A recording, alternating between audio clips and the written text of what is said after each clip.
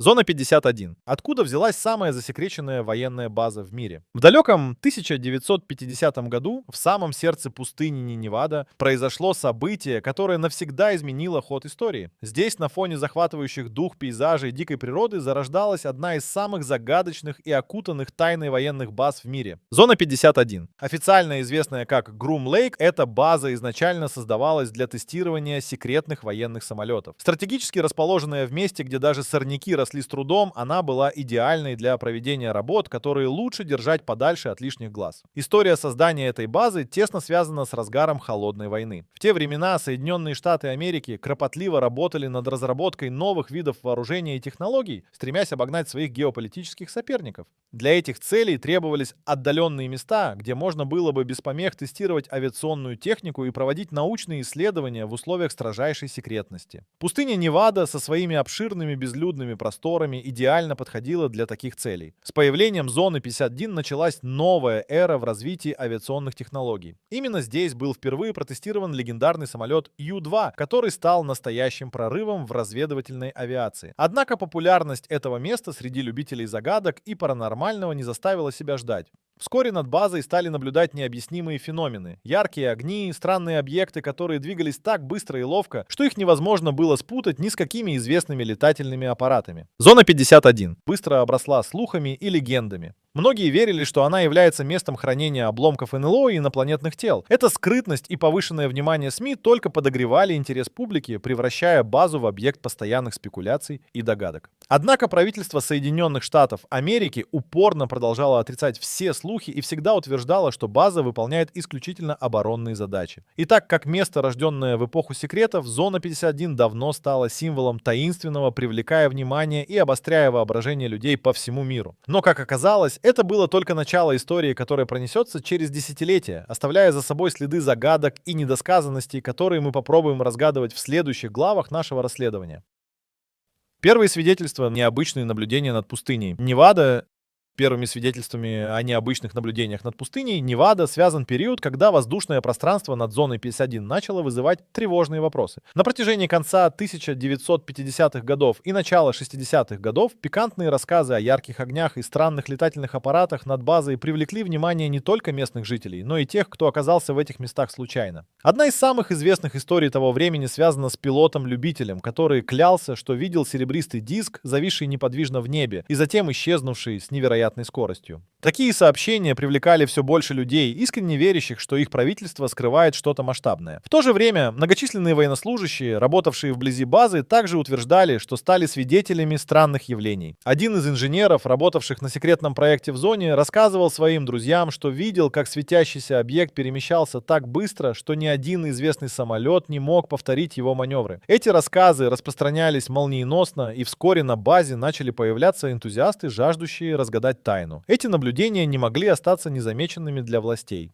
Правительство фиксировало все случаи и принимало меры для устранения утечек информации. Были созданы различные оперативные группы для расследования и выявления источников этих феноменов. Однако официально все аномалии списывались на тестовые полеты новых прототипов авиации. Это только усиливало недоверие и порождало еще больше слухов и предположений о том, что же сокрыто за высокими заборами этой базы. Слухи об НЛО над зоной 51 стали частью массовой культуры, подпирая интерес к инопланетным теориям. Эти события стали отправной точкой для десятилетий спекуляций и исследований, которые привлекали внимание ученых, журналистов и конспирологов со всех концов мира. И хотя власти продолжали отрицать существование любых аномальных объектов, желание разгадать эти загадки оставалось неугасимым. Секретные проекты или вторжение пришельцев. С тех пор, как зона 51 окуталась шлейфом загадок и споров, вопрос о технологиях, разрабатываемых здесь, никогда не давал покоя общественности. Официальные отчеты гласят, что эта территория служила полигоном для тестирования авиационных технологий. Но многие уверены, какое-то неосознанное вторжение из космоса вдохновило на создание невероятных проектов. Среди наиболее обсуждаемых секретных программ разработка самолета Stealth, ставшего революцией в невидимости для радаров. Однако даже эта технология бледнеет перед слухами о возможных контактах с внеземными цивилизациями, которые, по мнению некоторых исследователей, стали источником вдохновения для инженерных шедевров 20 века. Один из самых интригующих вопросов касается слухов о технологиях антигравитации, которые якобы испытывались на базе. Есть истории о свидетелях, видевших объекты, движущиеся в воздухе без поддержки привычных двигательных систем. Эти парящие устройства вызвали множество споров о том, действительно ли правительство Соединенных Штатов Америки использует инопланетные технологии для военных нужд. Особенно после того, как несколько бывших сотрудников утверждали, что принимали участие в проектах, связанных с обратной инженерией пришельцев. Но, пожалуй, самый громкий шепот ходит вокруг того, какие технологии действительно скрыты за закрытыми дверями зоны 51. Воспоминания о светящихся шарах, движущихся с невероятной скоростью, и о людях, якобы участвующих в экспериментах с пришельцами, лишь подогревают интерес. Даже после многолетних опровержений и множества заявлений от официальных лиц, тайны зоны 51 продолжают быть предметом международных обсуждений и спекуляций. Интерес только усиливается, когда появляются новые свидетельства, намекающие на технологии, которых никто раньше не видел. Говорят, что даже сам воздух вокруг базы насыщен загадками, жаждущими быть раскрытыми. Побег в неизвестное. Загадочные исчезновения и странные истории.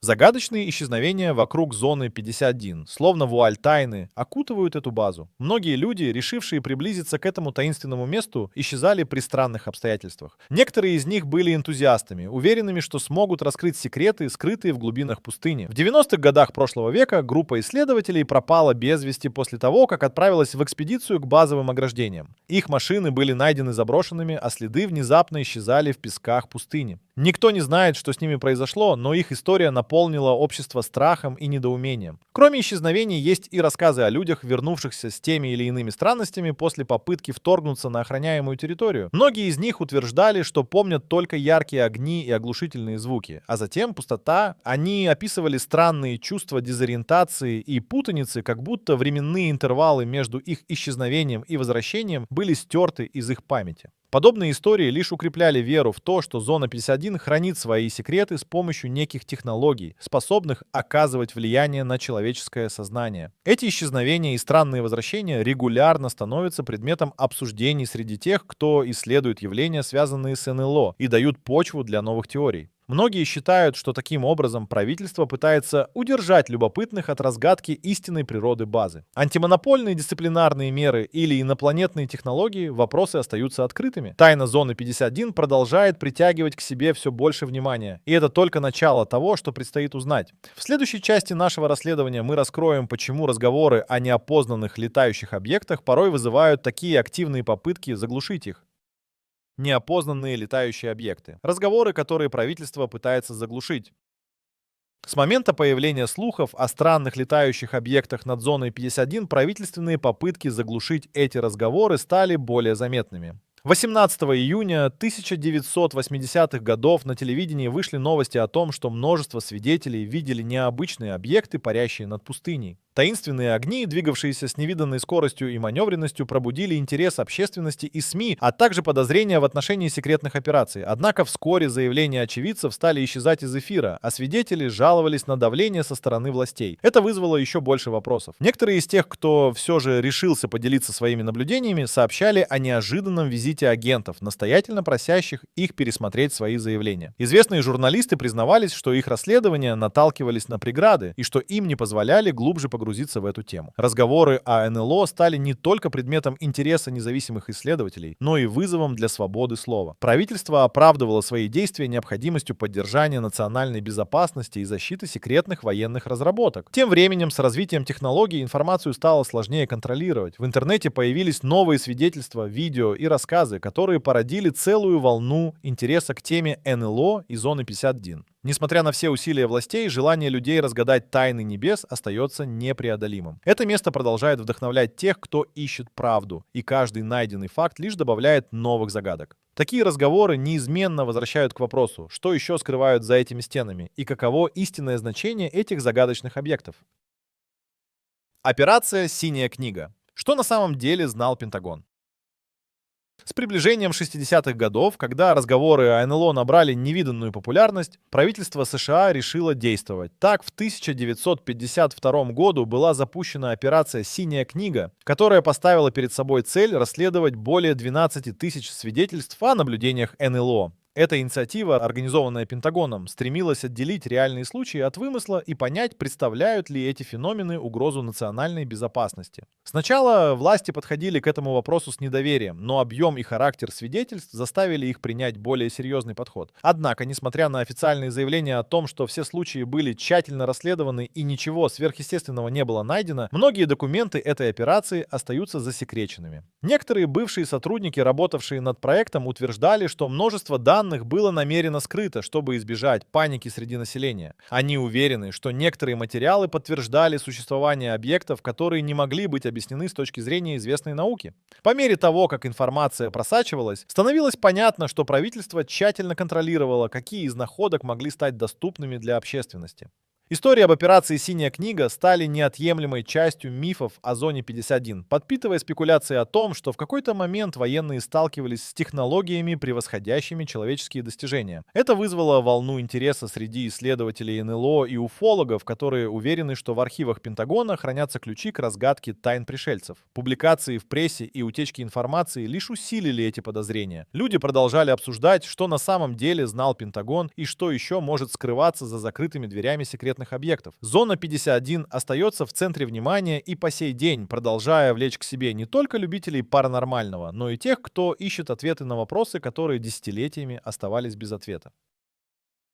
Исследования и эксперименты. Правда о странных биологических существах.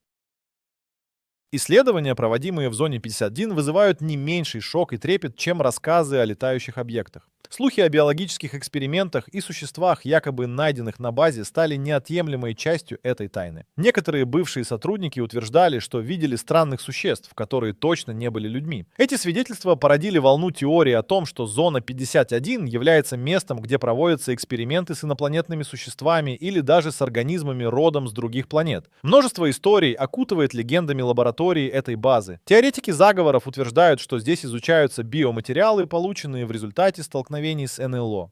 Есть рассказы о том, что ученые пытались расшифровать генетические коды этих существ, чтобы понять их природу и происхождение. Некоторые из них уверены, что эти эксперименты привели к созданию гибридов, существ, которые представляют собой смесь человеческой и инопланетной ДНК. Кроме того, речь идет о секретных исследованиях в области биотехнологий и генной инженерии. Якобы на базе разрабатываются технологии, позволяющие людям адаптироваться к инопланетным условиям. Это привлекает внимание не только уфологов, но и исследователей в области биологии и медицины. Разговоры о том, что здесь может находиться целый арсенал знаний, неизвестных широкой науке, лишь подогревают интерес общественности. Хотя официальные источники упорно отрицают подобные эксперименты, множество утечек и свидетельств продолжают поддерживать интерес к зоне 51 как к месту, где происходит что-то выходящее за рамки привычного понимания. Секретность вокруг этих исследований остается непроницаемой, и каждый новый факт или слух добавляют больше вопросов, чем ответов. Под этими стенами скрывается море таинственных знаний, которые только предстоит раскрыть.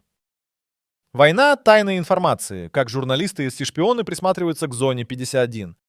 Как зона 51 стала центром внимания мировых журналистов и разведок, развернулась настоящая война за информацию. Журналисты со всего мира, вдохновленные слухами о пришельцах и секретных технологиях, пытались проникнуть в структуры, связанные с этой базой. Их целью было раскрыть секреты, которые, по их мнению, могли изменить наше понимание Вселенной. Однако доступ к правдивой информации был строго ограничен, и многие расследования наталкивались на непреодолимые преграды. Попытки проведения громких журналистских расследований часто встречали суровый отпор, а их авторы подвергались давлению со стороны властей и мощных структур, стремящихся сохранить контроль. Не отставали и разведывательные службы различных стран, стремившиеся заполучить технические достижения, которые, как полагали, разрабатывались в зоне 51. Шпионы и агенты использовали всевозможные методы, чтобы раздобыть сведения о том, что происходило за стенами секретной базы.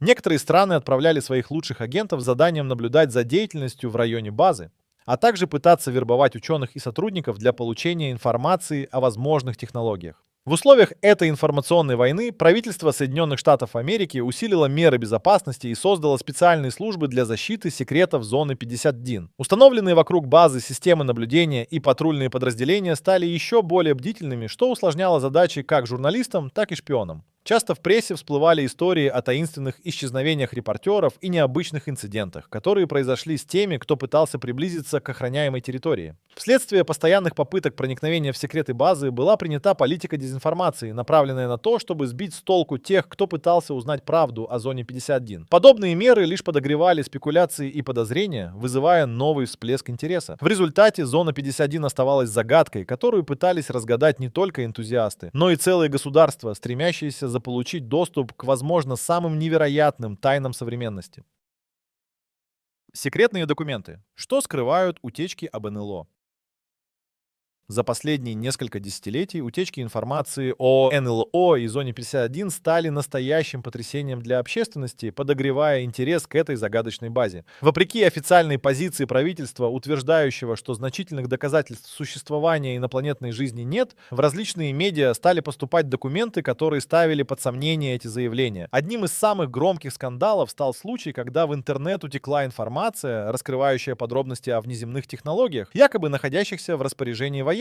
Эти документы содержали описание технологических устройств, которые не соответствовали уровню развития современной науки. Они говорили о разработках, способных изменять законы гравитации и работать без известного источника энергии. Эти данные сразу же подверглись экспертизе специалистами, и хотя их подлинность не была полностью подтверждена, они произвели фурор в обществе. Кроме того, в последние годы появились свидетельства от анонимных источников, утверждающих, что в зоне 51 продолжаются исследовательские проекты, касающиеся тел, извлеченных из якобы упавших НЛО. Описание этих существ и деталей вскрытия вызвали волну споров как в научных кругах, так и среди уфологов. Эти утечки подчеркнули важность таинственных объектов, над которыми правительство, по мнению многих, проводит секретные эксперименты. Несмотря на то, что официальные лица продолжают отрицать существование любых внеземных технологий, интерес к документам, просочившимся из скрытых архивов, не утихает. Многие считают, что истина все же скрывается за секретными дверями зоны 51 и продолжают искать новые доказательства. Каждая новая утечка лишь добавляет масла в огонь непрекращающегося интереса к загадкам, окутывающим эту мистическую базу, и подогревает желание узнать, что на самом деле происходит за ее стенами.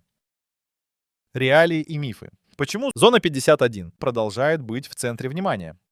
Невзирая на современные технологии и глобальные сети, зона 51 продолжает оставаться местом, где реальность переплетается с мифами. То, что делает ее особенной, это не только засекреченные технологии и возможные контакты с инопланетянами, но и те легенды, что окутывают ее. Вековой интерес народа и СМИ к этой базе невозможно остановить даже самой тайной политикой. Люди со всех уголков мира стремятся раскрыть ее загадки, даже если рискуют встретить сопротивление властей. Одной из причин постоянного внимания к зоне 51 являются многочисленные теории, окружающие ее. Они варьируются от утверждений о наличии пришельцев до гипотез о секретных военных разработках, которые могут изменить баланс сил на планете. Отсутствие полной прозрачности со стороны властей только усиливает эти слухи. Особенно, когда редкие утечки информации подливают масла в огонь, вызывая жаркие споры и обсуждения. Уникальность зоны 51 в том, что она стала не только местом для тестирования технологий, но и символом тайн, которые каждому хочется разгадать. Однако именно из-за своей легендарной репутации зона 51 остается в центре внимания. Секретность и загадки делают ее неиссякаемым источником вдохновения для фильмов, книг, игр и сериалов. Она обрела культовый статус среди уфологов и тех, кто занимается изучением необъяснимого. Посетители, выжидающие на границе охраняемой территории, надеются увидеть нечто, что изменит их представление о мире.